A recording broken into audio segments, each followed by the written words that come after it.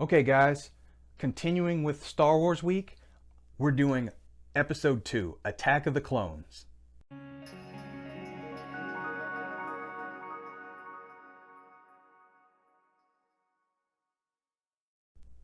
Hey guys, welcome to another episode. I'm Rick. We do movies and TV shows, and again, it's Star Wars Week, so right now we are reviewing Episode 2, Attack of the Clones. Let's get into it. Okay, so Star Wars Episode 2, Attack of the Clones, came out in 2002 and was once again directed and written by George Lucas. It's the direct sequel to The Phantom Menace, and it's the fifth film in the Star Wars film series, but second in chronological order by chapter of the Skywalker Saga. The film stars Ewan McGregor, Natalie Portman, Hayden Christensen, Ian McDiarmid, and Samuel L. Jackson. Now this movie picks up 10 years after The Phantom Menace, as thousands of planetary systems slowly secede from the Galactic Republic and join the newly formed Confederacy of Independent Systems, led by former Jedi Master Count Dooku, and the galaxy is on the brink of civil war. As Obi-Wan Kenobi investigates a mysterious assassination attempt on Senator Padme Amidala, which leads him to uncover a clone army in service of the Republic and the truth behind the Separatist movement. Meanwhile, his apprentice, Anakin Skywalker, is assigned to protect Amidala and develops a secret relationship with her. Soon, the trio witness the onset of a new threat to the galaxy, the Clone Wars. This movie was one of the first motion pictures shot completely on high-definition digital 24-frame systems. It was released in May of 2002, and it received mixed reviews, with some critics hailing it as an improvement over its predecessor and others considering it the worst installment of the franchise. Now, me personally, I did like it better than The Phantom Menace.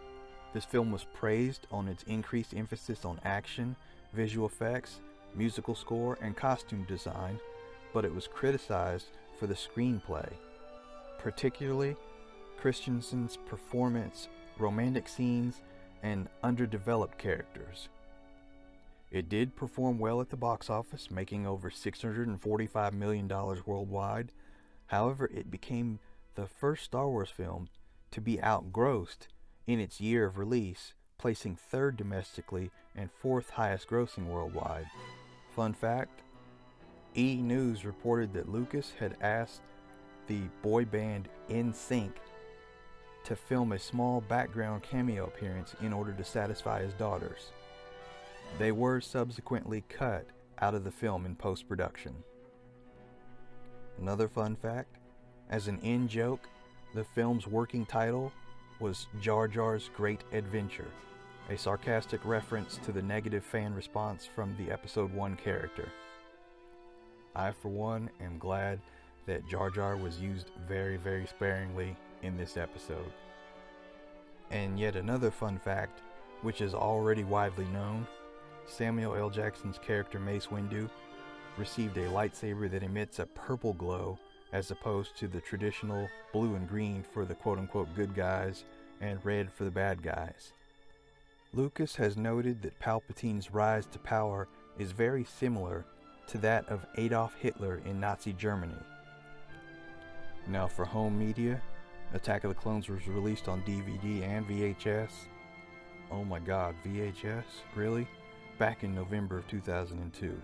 The film was re-released in a prequel trilogy DVD box set in November of 2008.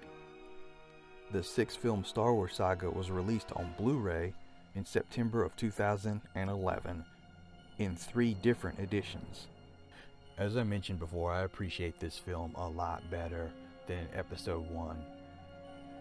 Where people figured it fell short over the first one, I think they got a little bit too wrapped up in the nostalgia, and maybe they were a little too lenient of Episode 1's silliness.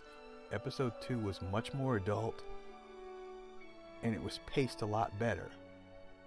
I liked the action, I liked the subplots, and to me, Episode 2 stands out above Episode 1. Now, if I were to score it, I would give it a 3.5 out of 4. No, it's not a perfect record, but it's definitely something that I would recommend to anybody who hasn't seen it. And if you, like me, are a Star Wars fan and you have seen it, I know you'd be willing to see it again. Now, I know that the divide had grown by the time episode 2 came out, and it was one of those where you either loved it or hated it. A lot of people felt let down, but if you're like me, I felt like it was a step upward from episode 1. I actually enjoyed it better than episode 1. The pacing may have been a little slow for some people, but George was trying to tell a story, and I think he succeeded by building on that. And I know for a fact that a lot of people have learned to appreciate the prequel trilogy, especially after the emergence of the sequel trilogy, which we will get into in a later show. Okay, so that's episode 2, Attack of the Clones. Star Wars Week will continue. Until next time, stay positive, stay blessed, and I'll see you again.